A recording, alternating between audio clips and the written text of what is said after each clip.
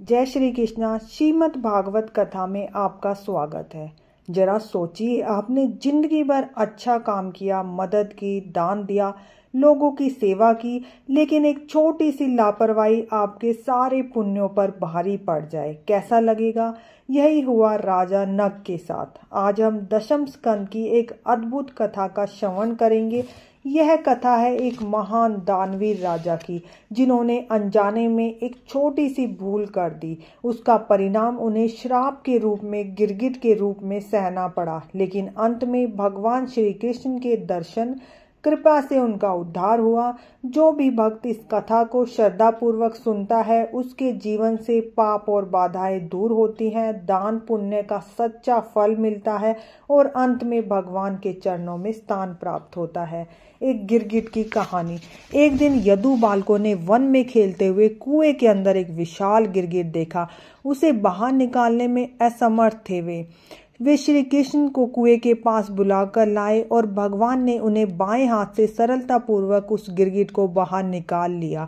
उनके स्पर्श से वह गिरगिट एक देवता बन गया। पूछे जाने पर उस देवता ने कहा, मैं इक्ष्वाकु पुत्र नग था और प्रतिदिन ब्राह्मणों को असंख्य गायों का दान किया करता था।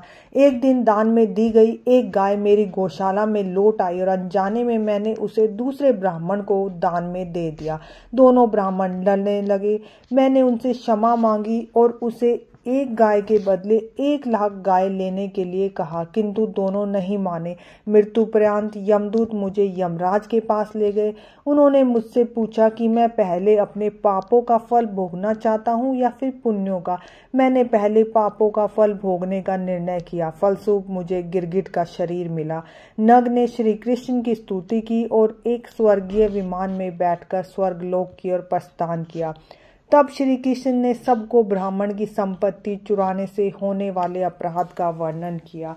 तो इस कथा से हम क्या सीख सकते हैं कि हम जब भी किसी को कोई चीज़ दे तो हमें डबल चेकिंग की आदत बनानी चाहिए। जैसे राजा नग ने अनजाने में वही गाय 2 बार दान कर दी, वैसे ही हमें भी अपने किसी भी बड़े काम जैसे पेमेंट में या डोनेशन में, डॉक्यूमेंट में दोबारा जांचना चाहिए, ताकि छोटी सी गलती से बड़ा नुकसान ना हो।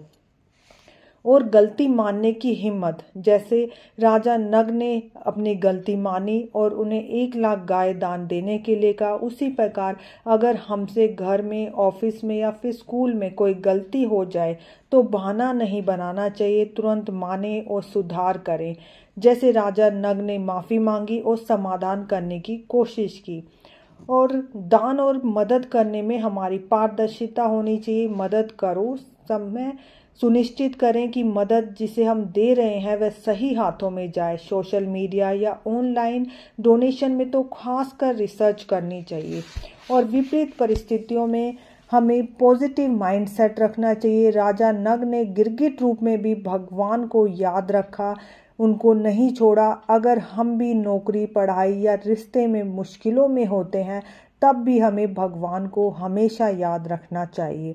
अहंकार से बचना चाहिए। भले ही हमारे पास नाम, शोहरत या पैसा हो, हमें हमेशा अहंकार से रहित रहना चाहिए, वरना पुण्य भी बेकार हो जाते हैं। अंत में जीवन में सतर्क रहिए, क्योंकि प्रभु का एक स्पर्श सब बदल सकता है।